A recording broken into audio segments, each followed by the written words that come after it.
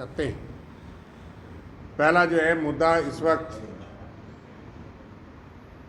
जम्मू कश्मीर में सबसे बड़ा बिजली का संकट है, उसके ऊपर हम चर्चा करेंगे।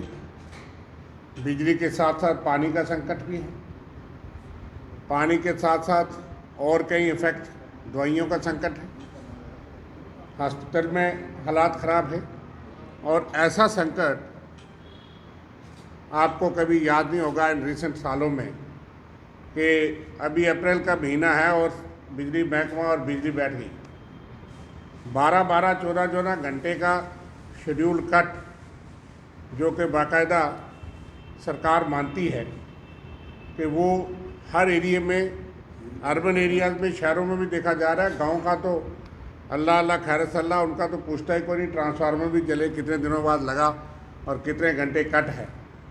वहाँ लोग त्राई त्राई कर रहे हैं। लेकिन इतना जो व्यवस्था चरमराई है, इसकी वजह क्या है, हम सरकार से जानना चाहते हैं कि 3000 मेगावाट पर डे जम्मू और कश्मीर की रिक्वायरमेंट है, उसके अगेंस्ट आप तकरीबन आधी बिजली जो है वो मुहैया कराने के सक्षम है।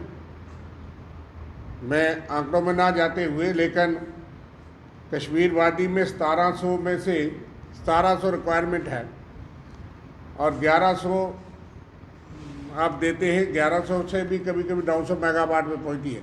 वहाँ तो फिर भी मौसम इतना गर्म नहीं है, लेकिन रिक्वायरमेंट वहाँ भी है और वहाँ भी गर्मी है, हालात नहीं। लेकिन जम्मू की व्यवस्था बहुत ही बिगड़ी हुई है। यहाँ पे 1300 मेगावाट रिक्वायरमेंट और 1300 में से भी 700 भी आप पूरा नहीं कर पा रहे, 600 के करीब ही मिलता है। और उससे कैसे चलेगा? 53% आप कहते हैं कि हम बिजली मुहैया कर पा रहे हैं। अगर आप आधे के करीब बिजली मुहैया करा पा रहे हैं तो 12 घंटे तो आपने मान लिया, और वो 12 घंटे भी लगातार नहीं है। कितनी क्राइसिस चल रही है, तमाम इंडस्ट्रीज, तमाम लोग परेशान हैं। लेकिन खास करके जो आदमी बीमार है, बुजुर्ग हैं, बच्चे हैं, कई लोगों का ऑक्सीजन जनरेशन पे ही काम चलता है। इतना लॉन्ग शेड्यूल्ड और अनशेड्यूल्ड कट है, किसी को पता नहीं किस वक्त बिजली जाएगी, किस वक्त आएगी। तो सरकार और यूटी एडमिनिस्ट्रेशन कहाँ है? सेंट्रल गवर्नमेंट जो बड़े दावे करती है कि जम्मू कश्मीर के लिए हम बड़ी सहानुभूति रखते हैं, पिछली सरकारों में जब भी कभी ऐसा जहाँ पे रिक्वायरमेंट ज़्यादा थी वहाँ पे 700 मेगावाट जिस तरह से शर्मा साहब ने बताया, और सबसे ज़्यादा था कि मिस गवर्नेंस इस यहाँ की यूटी एडमिनिस्ट्रेशन का, जिन्होंने समय पहले समझते हुए पीक सीज़न होता है, पहले भी गुड गवर्नेंस यहाँ पे हुआ करती थी, पहले बंदोबस्त पुख्ता इंतज़ाम किया जाता था। लेकिन आज ये सरकार कहीं दिखाई नहीं दी। और जब यहाँ के स्टेट लोड जो हमारा सेंटर है उसका, तो उसके हिसाब से जो उन्होंने अभी तक यहाँ पे बताया कि अगर ये क्राइसिस अभी ठीक नहीं हुआ, जो स्टेट लोड डिस्पैच सेंटर, ये उन्हीं की वहाँ पे रिकॉर्डिंग है कि किसी ढंग से अगर समय रहते इसमें व्यवस्था नहीं की गई, आने वाले दिनों में ये क्राइसिस और बढ़ जाएगा और पावर में यहाँ पे कमी रहेगी।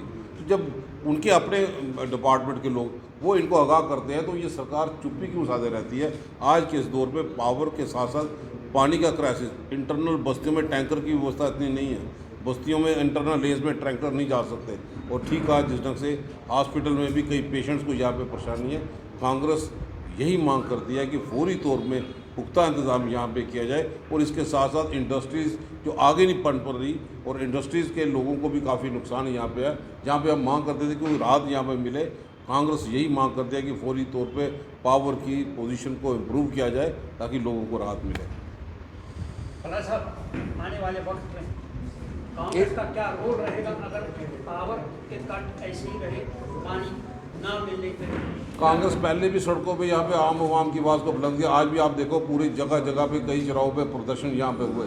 कांग्रेस इन चीज़ों को आवाज़ उठाने के लिए कोई कसर बाकी नहीं छोड़ेगी, विपक्ष की भूमिका अच्छे ढंग से निभाएगी।